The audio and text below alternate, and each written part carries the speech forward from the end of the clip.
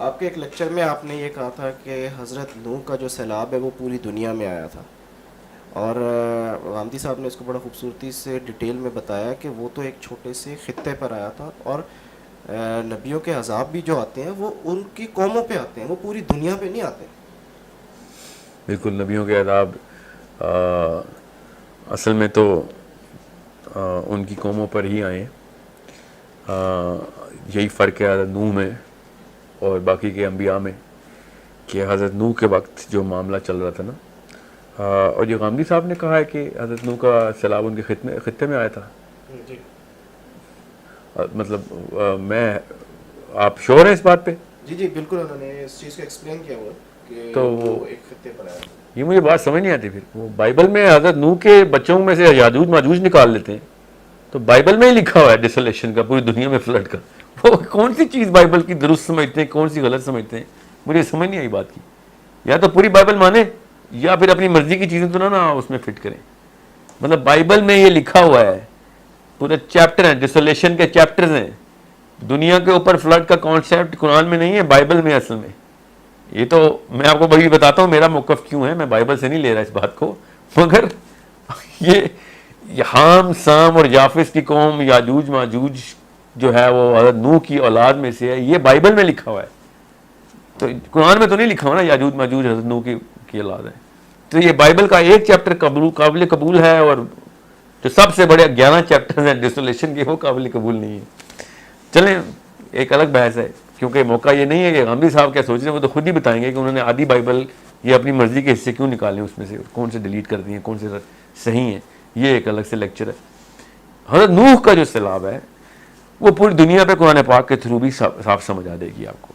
اور میں آپ کو ویسے بھی بتا رہتا ہوں آپ کو، یہ صرف بائبل نہیں، بائبل سے پرانی ہسٹری بھی ہے ہمارے پاس جس میں یہ لکھا ہوا ہے کہ حضرت نوح کا سیلاب پوری دنیا پہ آیا تھا. یہودی بھی یہی مانتے تھے، عیسائی بھی یہ مانتے تھے، اور یہودیوں سے 8,000 سال پہلے لوگ بھی یہ لکھ چکے تھے کہ اینوک نے ڈیسولیشن سے بچانے کے لیے اپنے پڑ پوتے سے کہا تھا، جس کا نام نوح ہی تھا، کہ سیلاب آنے والا ہے. ٹھیک ہے، یہ کہاں سے میں آپ کو ریفرنس دے رہا ہوں، یہ اینشنٹ ہسٹری سے دے رہا ہوں. اب ہمارے پاس وہ اینشنٹ ہسٹری بھی ہے. اپنے اینوک کا لفظ لیا، وہ کیا ہے؟ اینوک حضرت ادریس کا نام ہے، جو کہ بائبل بھی اینوک ہی کہتی ہے ان کو. ٹھیک ہے، ہنوک کہا جاتا ہے نا ان کو، انجیل میں ان کو ہنوک کے نام سے لکھا ہے. ہنوک مطلب اینوک. تو جو بائبل کا سے پہلے کا جو ہے نا، تورات سے پہلے کا جو اینشنٹ ہسٹری ہے وہ آپ کو Mesopotamia, even ancient Egypt and South America and India, ان چاروں سویلائزیشنز کے تمام تر ہمارے پاس ہسٹورک ڈاکیومنٹس ہیں. اب ٹھیک ہے، یہ کسی مذہب کی طرف سے میں نہیں آ رہا ہوں، it's not a theological discussion, it's a historical discussion I'm giving you. Now we have evidences. We have the Sumerian tablets from Mesopotamia. We have the Mayan text from South America. We have the Indian text through 5,000 years old Indian scriptures. The Greek scriptures, یہ سب ڈیسولیشن کو مانتے ہیں as is I with you, اور Enoch was the savior and Noah was the captain of the ship. اس میں کون سی کوئی دور آیا؟ انجیل نے تو بہت بعد میں لکھا ہے اس کا. There is a way later evidence of the desolation, the big flood, the grand flood جو کہ پوری دنیا پہ رہا، جو کہ قرآن پاک نے اس کو رقم کر کے کنفرم کر دیا کہ ہاں سیلاب تو آیا تھا. کتنا بڑا سیلاب تھا میں قرآن پاک سے بتاتا ہوں آپ کو. جب اللہ تعالیٰ نے خود حضرت نوح سے کہا کہ میل اینڈ فیمیل نکال لو جانوروں کے، سب میل اینڈ فیمیل پکڑو، تو کون سے ایسے میل اینڈ فیمیل ہیں جو کسی حضرت نوح کے علاقے میں تھے جو دنیا میں نہیں ملنے تھے؟ اگر علاقے میں ہی ہونے تھے تو پھر کیوں جانوروں کے میل اور فیمیل کے جوڑے اکٹھے کر رہے تھے؟ اس آیت پہ تو ایمان ہے ہمارا، تو قرآن پاک نے بتا دیا. یہ کافی تھی آیت سمجھنے کے لیے کہ دنیا کے اندر پورے سیلاب آیا، میل اینڈ فیمیل اکٹھے کرو سارے. Now the problem is not about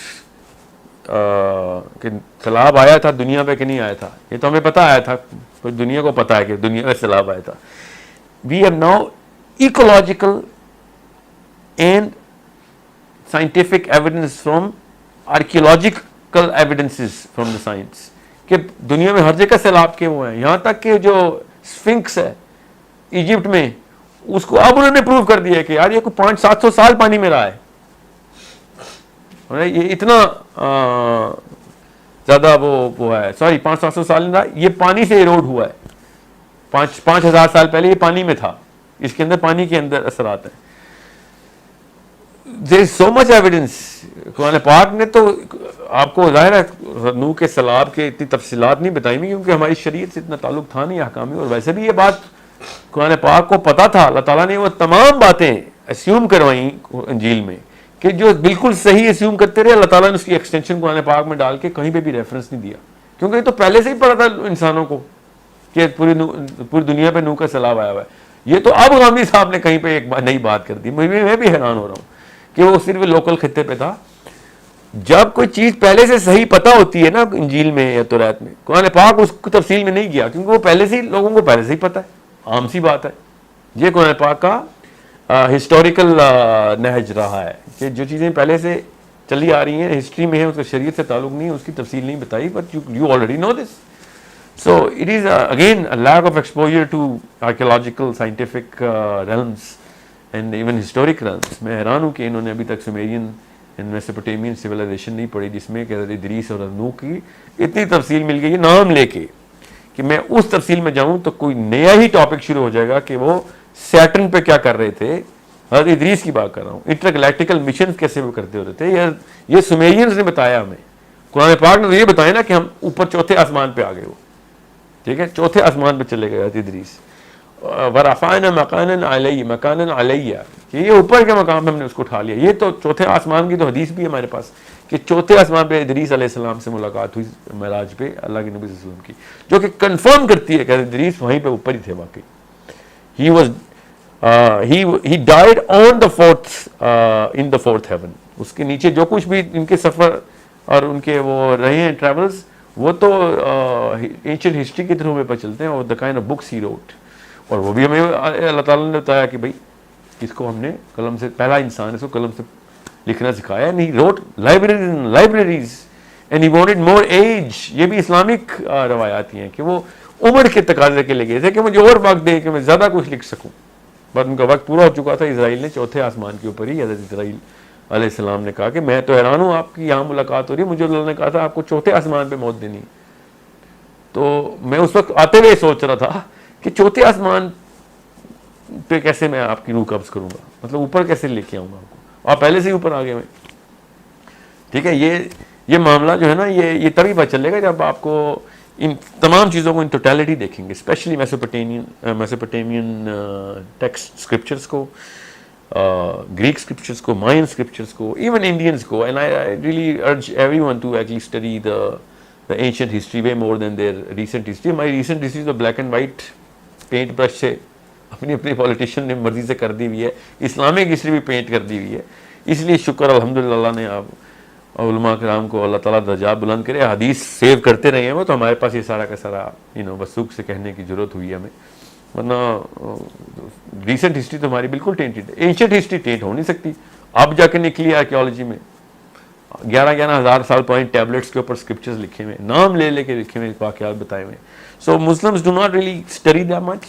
that's why they fall for praise like this sort of weak philosophy, جو کہ بہت بڑا ایرر ہے. یہ مان لینا کہ انبیاء کے عذاب تو صرف انہی کی قوم کو آتے ہوتے تھے. جس بندے کی قوم پوری دنیا میں ہو تو اس کی قوم کو پوری دنیا میں عذاب آئے گا. یہ جو الومناٹی کا پیور کانسیپٹ ہے، پیور کانسیپٹ، یہ بھی میں آپ کو یہاں پہ کلیئر کر دوں کہ پوری دنیا پہ ہی کیوں سیلاب آیا. ادر دین تھیولوجی میں آپ کو ویسے بتا رہا ہوں کہ حضرت نوح کا جو ببلیکل ایتھیوپین بائبل کے اندر the book of Nephilim, the book of giants, all of that is all talking about Enoch, the book of Enoch itself, جو کہ کرسچن نے اٹھا کے باہر پھینک دی کہ یار یہ تو کچھ زیادہ ہی وہ ہے نا لارجر دین لائف کانسیپٹ سے لوگ یقین نہیں کریں گے. انسانی سطح پہ انسان پہ ایسے ہی سوچتا ہے. اللہ تعالیٰ نے ایسی باتیں کی ہیں جو کبھی بھی نہیں اللہ نے فکر کی کہ انسان یقین کریں گے کہ نہیں کریں گے. سورہ فیل پہ یا پھر آج ثمود کے اوپر کہ اونٹنی پہاڑ توڑ کے باہر آ رہی ہے. انسانوں کے طرف جب بات آتی ہے نا تو انسان پھر یہ سوچتا ہے کہ یار میں جس پہ یقین کروں گا نا میں وہی چیزیں اپنے اس اللہ کی کتاب میں لکھوں جنہوں نے لکھی ہیں خود. بہرحال بک آف اینوک اٹسیلف جو ہے نا، بک آف ادریس، وہ ایتھیوپینز نے ابھی تک سینکٹیفائڈ بائبل میں رکھی ہوئی ہے اپنے. اس کے اندر پوری ہسٹری ہے ادریس کی. آپ ہام سام یافز ہی نکالنے تھے تو وہ بھی نکال لیتے آپ کو پتہ چل جاتا ہے کہ پوری دنیا پہ سیلاب کیوں آیا. بہرحال دا پوائنٹ از ایلومیناٹیز جو تھے وہ والی قوم تھی جو کہ اس وقت انٹر گلیکٹیکل ٹریول کرتی ہوئی دنیا میں آتی تھی, اور پھر ان کے اندر وہی والی خصوصیات تھی. ابھی بھی آپ نوٹ کریں نیوزی لینڈ سے لے کے ساؤتھ امریکن, الاسکن, سینٹرل یورپس, یہ سب کے سب کن چیزوں کی پوجا پاٹ کرتے ہوتے تھے. انہوں نے وہی فگر بنائی ہوئی تھی کہ جو اس مخلوق کی فگر تھی. اور پھر اس نے درختوں کے اندر, جانوروں کے اندر, جب نوح نے پورا آن سلاٹ شروع کیا تھا نا ان کے خلاف, پوری طریقے سے آن سلاٹ شروع ہو گیا تھا, لڑائی چل رہی تھی, تو یہ کہیں ان کے پاس بھاگنے کی جگہ نہیں ہوتی تھی. So they used to save their sperm inside animals and even every living thing, plants میں بھی. اسی لیے تمام اینیملز کی بجائے ایک ایک صاف جانور اٹھایا. بائبل یہ کہتی ہے کہ صاف جانور اٹھائے اور کشتی میں سنبھال لی, کہ آپ اینیمل تک کرپٹ کر دیے انہوں نے کہ ان کا سیڈ کسی طریقے سے سروائیو ہو جائے. یہ الومناٹی کی بیسز پڑ رہی ہیں اس وقت. یہ جو جتنے بھی یہ 2 نمبر لیکچر میں سنتا ہوں نا الومناٹیز کے, جو ارائیول کی سی ڈی چل رہی ہوتی ہے اور ہر دوسرا بندہ الومناٹی کا لیکچر دے رہا ہوتا ہے, اس نے اینشنٹ ہسٹری پڑھی نہیں, بک آف ایناک سے تعلق نہیں اس کو نیفلنس کی بیسس نہیں پتا, دا فالن اینجل جسے کہتے ہیں, جو الومناٹی کے ڈیڈیز ہیں, جہاں سے شروع ہوا الومناٹی کا کانسیپٹ. جب تک وہ پڑھیں گے نہیں میں اتنی تفصیل میں جاؤں گا نہیں. بہرحال میں آپ کو یہاں پہ ذکر کیوں کیا, ان سب کو مارنے کے لیے پوری دنیا کو دھونا بے حد ضروری ہو گیا تھا, ورنہ وہ سروائیو کیسے کرتے, وہ مرتے کیسے, کیونکہ انہوں نے پلانٹس کے اندر بھی اپنے سیڈ ڈال دیے ہوئے تھے. جانوروں میں تو ڈالے ہی ڈالے تھے, ہر جو چیز زندہ جہاں پہ ہیٹ سورس ہو سکتی ہے وہاں پہ اپنا سیڈ سیو کر رہے تھے. تو حضرت نوح نے پھر تمام چیزوں کو انڈر واٹر کلینزنگ کر دی کہ ان کو ختم کرو, زیرو پہ لے جاؤ ان کو, کوئی پودا بھی ایسا نہ بچے کہ جس پہ شک ہو کہ ان کا کہیں سے سیڈ بچا ہوا ادھر, کیونکہ وہ آ کے اپنی انٹروینشن دنیا میں کرتے تھے. اور وہ اسی شکل کے ہیں جس شکل کے ابھی بھی بت پائے جاتے ہیں, ورنہ نیوزی لینڈ میں اور ساؤتھ امریکہ میں تو کچھ کانٹیکٹ نہیں ہے. اگر سمجھ لیں ہو بھی تو الاسکا میں, دنیا کے چاروں کونوں میں وہی بت بنایا ہوا انہوں نے, ابھی بھی اسی بت کی پوجا کر رہے ہیں. جو الومناٹیز بڑے ہائی اینڈ ایلیٹ الومناٹیز یورپ کے اپنے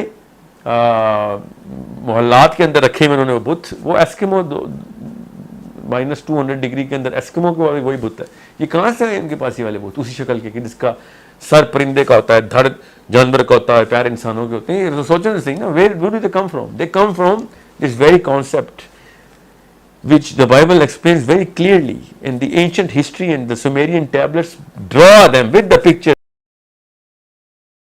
کہ یہ انٹرگلیکٹیکل مخلوق تھی جو کہ زمین اور جوپیٹر کے بیچ میں جو سیارہ ہے, جو کہ ابھی بھی پایا جاتا ہے. مارس اصل میں سیارہ تو نہیں ہے نا, مارس تو ایک مون تھا اس کا, اس کے اندر تو کوئی بھی پلانیٹری پراپرٹیز نہیں ہے.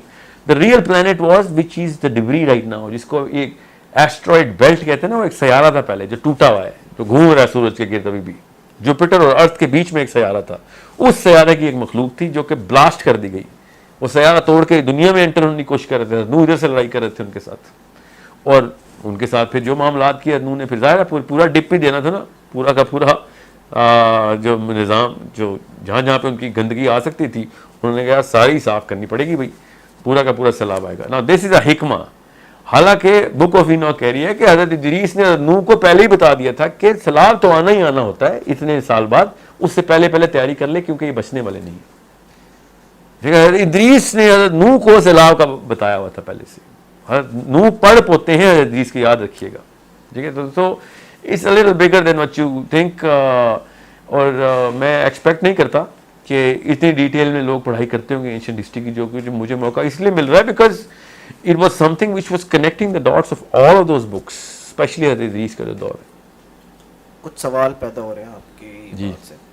ایک یہ رہا ہے, ٹھیک ہے, اگر آپ یہ کہتے ہیں کہ حضرت نوح کا جو ٹائم تھا وہ تھا ہی, ہم اس پلانٹ کی مخلوق سے وہ بیسکلی لڑ رہے تھے, تو اس جب قرآن میں اللہ تعالیٰ نے وہ منظر کشی کی ہے کہ وہ کشتی بنا رہے تھے اور وہ لوگ ہنستے تھے اور وہ یعنی وہ مزاح تمسخر کرتے تھے, پھر وہ 950 سال کا ذکر ہے, اور پھر پوری سورہ نوح ہے جس میں وہ کہتے ہیں کہ یہ لوگ بددعا کیے کہ یہ لوگ نہیں, ان کی اولادیں بھی ایسی ہوگی.